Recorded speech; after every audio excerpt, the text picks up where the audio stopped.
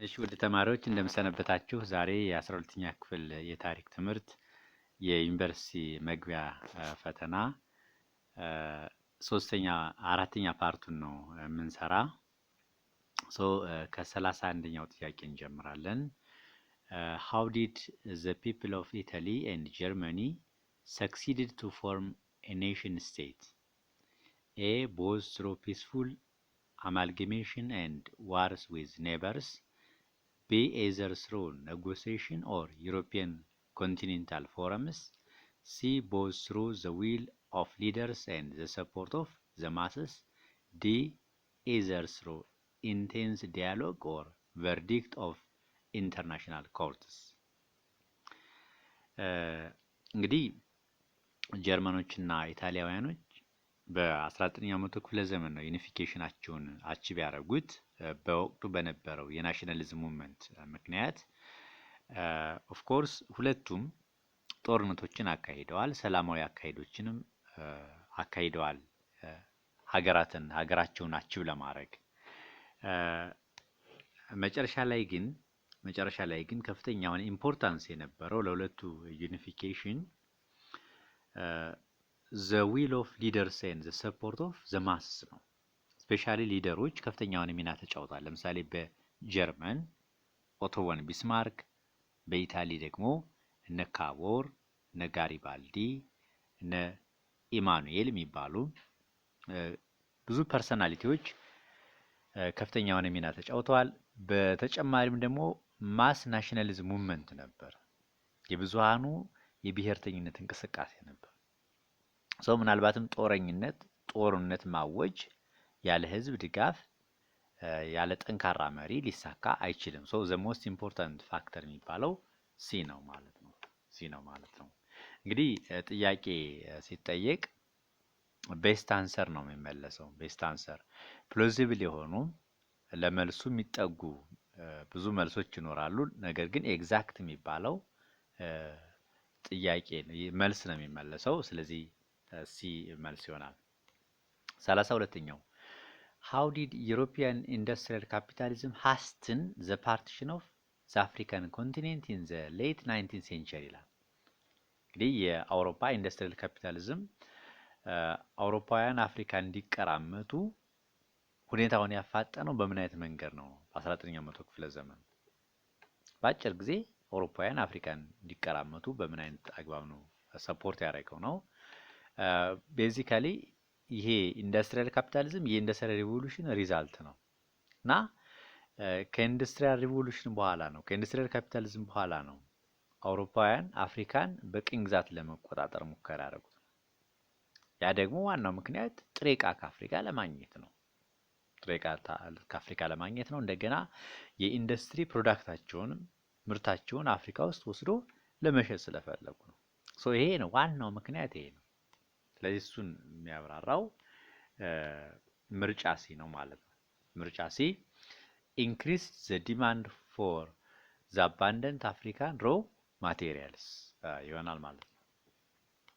33ኛው which of the following is correct lineup of market centers along the north-south trade route of the 9th century ኢትዮጵያ? A. ጅረን፣ ሶዶ፣ ባሶ፣ መተማ። B. ቦንጋ፣ ባሶ፣ ሮጌ፣ ጎንደር። ሲ. ጅረን፣ አሰንዳቦ፣ ጎንደር፣ መተማ። ዲ. ቦንጋ፣ ሶዶ፣ ሮጌ፣ ሐረር ይላል። ይሄ ደግሞ ሲ ነው የሚሆነው። ሌሎቹ ከምስራቅ ከደቡብ የተወሰኑ ማርኬት ሴንተሮችን ጠቅሰው ከምስራቅ ደግሞ ይቀላቀላሉ።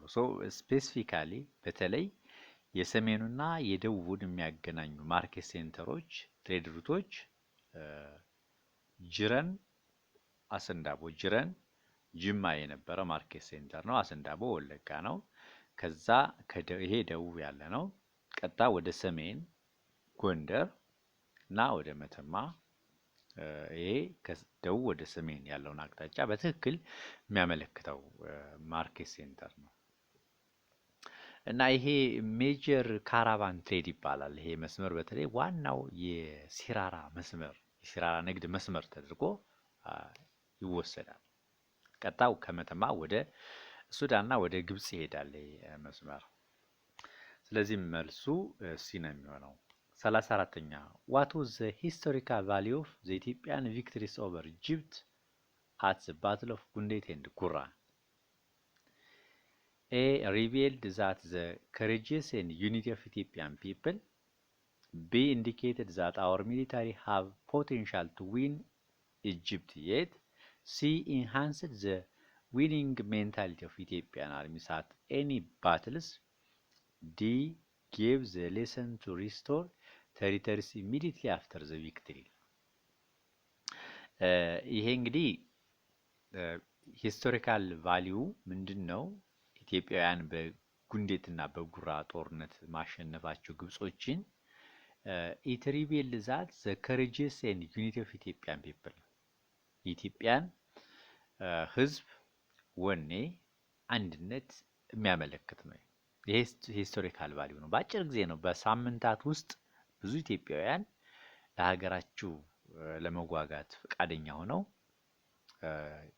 በአጭር ጊዜ ያ ግዙፍ የሚባል የኢትዮጵያ ወታደር የግብጽን ወታደር በአጭር ጊዜ ውስጥ በሁለት የጦር ሜዳዎች ላይ ጉንዴትና ጉራ ላይ ማሸነፍ የቻለው ይሄ ታላቅ ትምህርት ነው።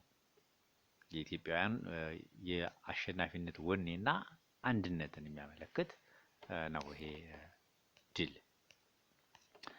35ኛው what was the major point of conflict between Emperor Theodorus II and the Orthodox Church that contributed to his downfall? እንግዲህ አፄ ቴዎድሮስ እና ቤተክርስቲያን የኢትዮጵያ ኦርቶዶክስ ቤተክርስቲያን ግጭት ዋናው ምክንያት ምንድነው? Emperor Theodorus wanted to confiscate the church land. የኢትዮጵያን ቤተክርስቲያን ኤክስትራ ላንድ ኮንፊስኬት የማድረግ የመቆጣጠር ፍላጎቱ ከኢትዮጵያ ኦርቶዶክስ ቤተክርስቲያን ቀሳውስትና ከኢንስቲትዩሽኑ ጋራ ግጭት ውስጥ እንዲገባ አድርጎታል። እንግዲህ ይሄን ያደረገው ለምንድነው? for the sake of modernization ኢትዮጵያን ዘመናዊ ለማድረግ ለኢትዮጵያ ለሴንትራላይዜሽን አድሚኒስትሬሽን ሲስተም የቤተክርስቲያን መሬት ተቆጣጥሮ ለድሃ አርሶ አደር ሪዲስትሪቢዩት በማድረግ በመስጠት ድሃ አርሶ አደር ደግሞ እያረሰ ግብር እንዲገብር በማድረግ ሀገሪቱን ለማሳደግ ዘመናዊ ለማድረግ በሚል ምክንያት ነው። ይሄ ሁኔታ ግን ከቤተክርስቲያን ሰዎች ጋራ ፊት እንዲዞዛር አድርጎታል እና በሂደትም ይሄ ክለርጆች ተቃውሞ አፄ ቴዎድሮስ ፓወር ዲክላይን እንዲያደርግ እንዲቀንስ አድርጎታል። እንግዲህ ሁለት ኦፖዚሽኖች ናቸው አፄ ቴዎድሮስን ፓወር እንዲቀንስ ያደርጉ። አንደኛ የክለርጆች ኦፖዚሽን ነው፣ ሁለተኛው ደግሞ የኖቢሊቲዎች ኦፖዚሽን። ስለዚህ ኤ ኢንተረስትድ ቱ ኦርዲኔት አን ኢትዮጵያን ኔቲቭ ፓትሪያርኪ ኔቲቭ ፓትሪያርክ ለመሾም ስለፈልግ አይደለም። አቴምፕት ቱ ሪኢንፎርስ ሪሊጂየስ ዩኒቲ ፎር ሴንትራላይዜሽን ይሄም ያን ያክል ኢንፎርስመንት አልነበረውም። በእርግጥ አፄ ቴዎድሮስ ሪሊጂየስ ዩኒቲ እንዲፈጠር በኢትዮጵያ ፍላጎት ነበረው። ሆኖም ግን ስትሪክት የሆነ ጠንካራ የሚባል አይደለም እንደ አፄ ዮሐንሱ። ሲ ዲዛይር ቱ ሊሚት ዘ ሮል ኦፍ ዘ ቸርች ኢን ሎካል አድሚኒስትሬሽን ይሄም አልነበረም። ዲ ኤምድ ቱ ኮንፊስኬት ኤንድ ሪዲስትሪቢዩት ዘ ቸርች ላንድስ የሚለው መልስ ይሆናል ማለት ነው። 36ኛው which of the following was a consequence of Menelik's expansion to the south, southwest and southeast ይላል። እንግዲህ ምኒልክ ታይቶ በማይታወቅ ሁኔታ ከፍተኛውን ላርጅ ስኬል ቴሪቶሪያል ኤክስፓንሽን አካሂዷል ወደ ሳውዝ፣ ወደ ሳውዝ ኢስት እና ሳውዝ ዌስት አካባቢ። ዋና ምክንያት አንደኛ ቱ ኮንትሮል ትሬድ ነው፣ ትሬድ ሩት ነው። ሌላ ቱ ኮንትሮል ላንድ and to control different resources ነው። በዚህ ምክንያት እና ስለሱ ኮንሲኩዌንስ ለምኒልክ ኤክስፓንሽን ኮንሲኩዌንስ ትክክል ያልሆነው የትኛው ወይም ደግሞ ኮንሲኩዌንሱን የሚገልጸው የትኛው ነው? ኤ it pushed the Europeans farther towards the Red Sea coast አውሮፓውያን ከቀይ ባህር ፋርዘር ማረቅ አልቻለም። it led to the establishment of Eritrea as an Italian colony በአድዋ ጦርነት አፄ ምኒልክ ኢጣሊያኖችን ካሸነፉ በኋላ ኤርትራን ማስመለስ አልቻለም። ይሄም ሊገልጽ አይችልም። የአድዋ ጦርነት አንዱ ሊሚቴሽን ኤርትራን ማስመለስ አለመቻሉ ነው። it paved the way for the creation of today's map of Ethiopia definitely ዘመናዊ የኢትዮጵያ ማፕ ካርታ የተፈጠረው አጼ ምኒልክ ብዙ የኢትዮጵያ አካባቢዎችን በደቡብ ምዕራብ፣ በደቡብ ምስራቅ፣ በሳውዘርን ከተቆጣጠረ በኋላ የኢትዮጵያ ዘመናዊ ካርታ የተመሰረተ የኢትዮጵያ ዘመናዊ ባውንደሪ ወይም ደግሞ የግዛት ማካል የተወሰነው ያለቀው የተጠናቀቀው በአጼ ቴዎድሮስ በአጼ ምኒልክ ዘመነ መንግስት ነው። ስለዚህ መልሱ ሲ ይሆናል ማለት ነው። ሲ ይሆናል ማለት ነው። 37ኛው what was the basic characteristics of ዲያርኪ ሩል ፔሪየድ in Ethiopian history? እንግዲህ ዲያርኪ ፔሪየድ የሚባለው ምንድነው የሚለውን ያዙ። ዲያርኪ ፔሪየድ የሚባለው ሁለት ግለሰቦች ፓወር ሆልደር የነበሩበት ፔሪየድ ነው በኢትዮጵያ ታሪክ። እነማን ናቸው? ንግስት ዘውዲቱና የአጼ ምኒልክ ልጅ እና ራስ ተፈሪ ሁለቱም ፓወር ኤክሰርሳይዝ የሚያደርጉበት ወቅት ዲያርኪ ወይም ደግሞ ዱዋል ሩል ፔሪየድ ይባላል። ከመቼ እስከ መቼ ነው? ከ1916 ዓመተ ምህረት ልጅ ኢያሱ ከተወገደ እስከ 1930 ዓመተ ምህረት። እንግዲህ ይሄ ፔሪየድ ዋናው ካራክተሪስቲክሱ ምንድነው? የሁለት ግሩፖች ኢመርጅ መሆን ነው። ምንና ምን የሚባሉ? ዘ ኮንዘርቫቲቭስ ቨርሰስ ዘ ፕሮግሬሲቭስ። ዘ ኮንዘርቫቲቭስ were represented by ዘውዲቱ whereas the progressives were represented by ራስ ተፈሪ። ተራማጅና ወግ አጥባቂ የሚባሉ ግሩፖች ነበሩ። ተራማጅ የሚባሉ ዘመናዊ አመለካከትን የሚፈልጉ ናቸው። በማን ይወከላሉ? በራስ ተፈሪ።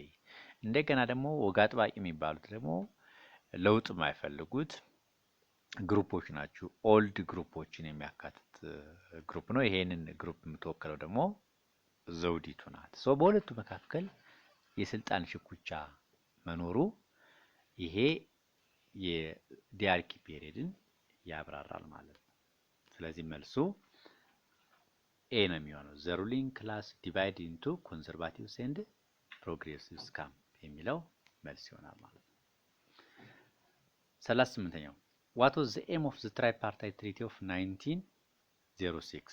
እንግዲህ ትራይፓርታይት ትሪቲ የሶስትዮሽ ስምምነት የተፈረመው ምን ለማድረግ ነው? ኢትዮጵያን ለመከፋፈል ነው።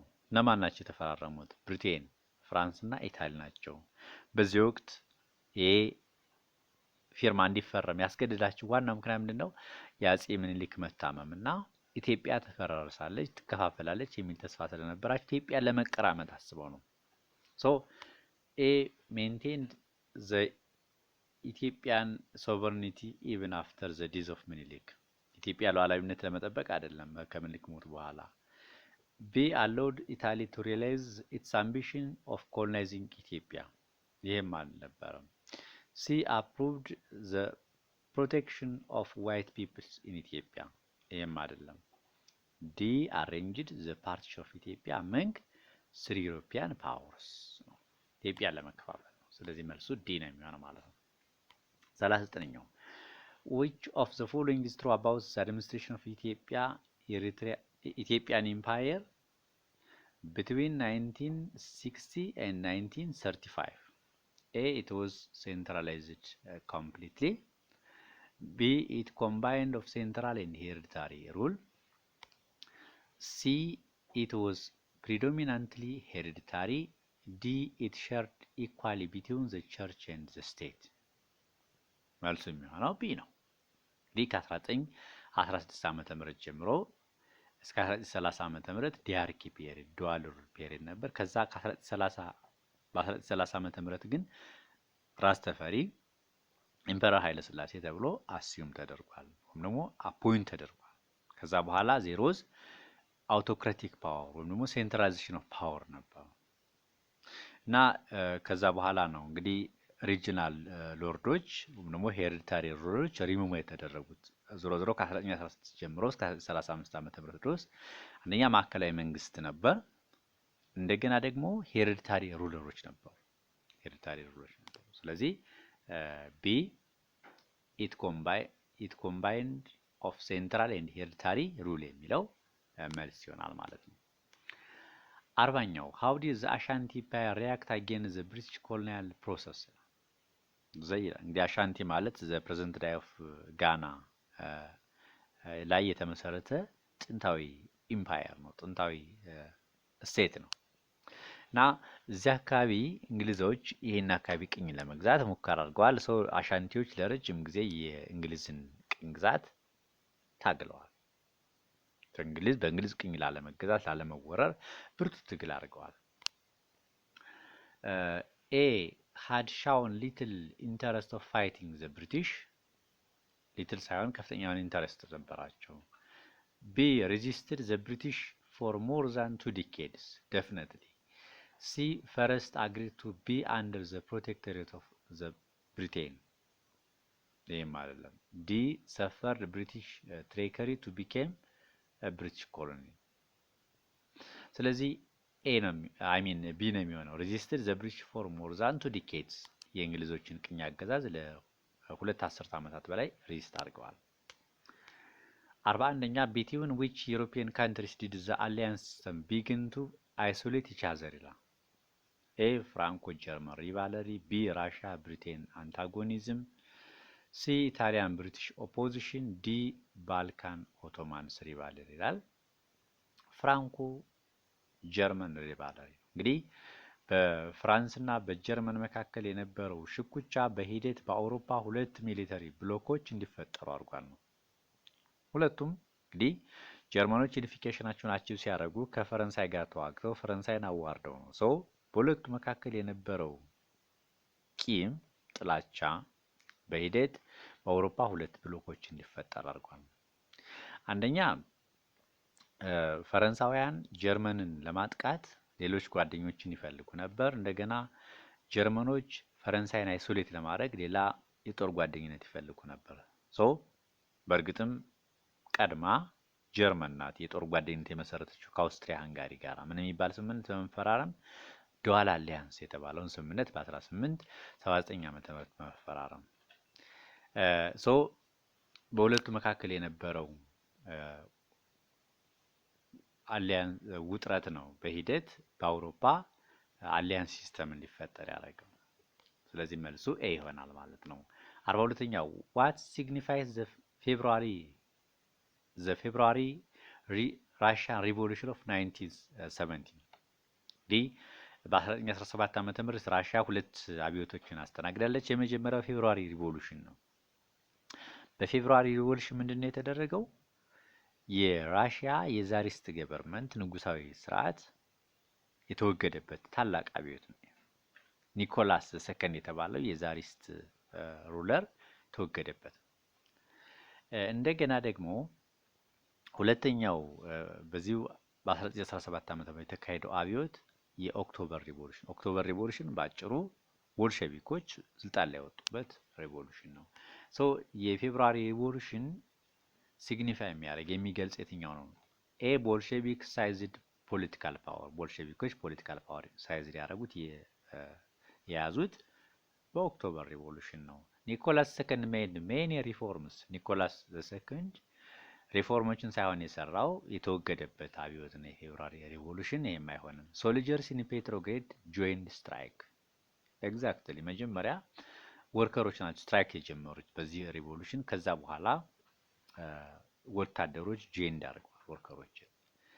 ዲ ሶቪየትስ ኤብል ቱ ፊት ዘ ፒፕል ዲማንድ ስለዚህ ሲ መልስ ይሆናል ማለት ነው። ሲ መልስ ይሆናል ማለት ነው። 43ኛ which of the following alliance group finally formed which of the following alliance group finally formed the Axis powers in the eve of second world war እንግዲህ በሁለተኛው ዓለም ጦርነት አክሲስ ፓወር የመሰረቱት እነማን ናቸው? ሶስት ኃይሎች ናቸው። እነማን ናቸው? ኢታሊ፣ ጀርመን እና ጃፓን ናቸው። ይሄ ህብረታቸው በእነሱ ዋና ከተማ ነው የሚጠራው ሮም፣ በርሊን፣ ቶኪዮ አክሲስ የሚለው መልስ ይሆናል ዲ ማለት ነው።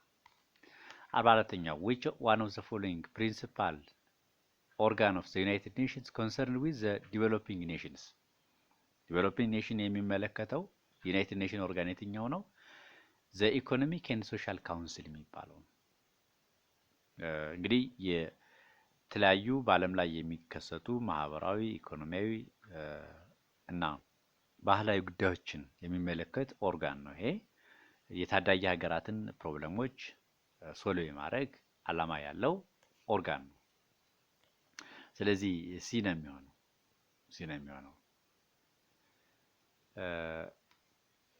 45ኛው Why the third world countries are referred to as non-aligned? A. They were advanced economically and military in the post-war period. B. They were neutral in both the First and Second World War. C. They joined either Eastern or Western Bloc in the Cold War. D. They joined either NATO or Warsaw Pact military camp ይላል። እንግዲህ በቀዝቃዛ የዓለም ጦርነት ወቅት ለሁለቱም ወገን ከሁለቱም ከካፒታሊስቱም ሆነ ከኮሚኒስቱ ያልወገነ እንቅስቃሴ ነበር። ይሄም ነን አላይን ሙቭመንት ይባላል ነው ኒውትራሊዝም ይባላል። ሶ ይሄ ምን ማለት ነው? አይዘር ኢስተርን ብሎክ ኦር ዘ ዌስተርን ብሎክ ጆይንድ ያላረገ እንደማለት ነው። ስለዚህ መልሱ ሲ ነው የሚሆነው። ስለዚህ ለዛሬ ያሉን ጥያቄዎች እነዚህ ናቸው። 15 ጥያቄዎችን ነው የሰራን። ምናልባት ጥያቄ ካላችሁ ኮሜንት መስጫው ላይ አስቀምጡልኝ። እንደተለመደው ቻናሉን ላይክ እና ሰብስክራይብ ማድረጋችሁን አትዘንጉ። ስለነበረን ጊዜ አመሰግናለሁ። ምናልባት እነዚህን ማብራሪያ ኖቶችን የምትፈልጉ ከሆነ ቴሌግራም ቻናሌ ላይ ፖስት አደርግላችኋለሁ። እዛ ላይ ማንበብ ትችላላችሁ። ስለዚህ በርታችሁ አንብቡ። ስለነበረን ጊዜ አመሰግናለሁ። ቻው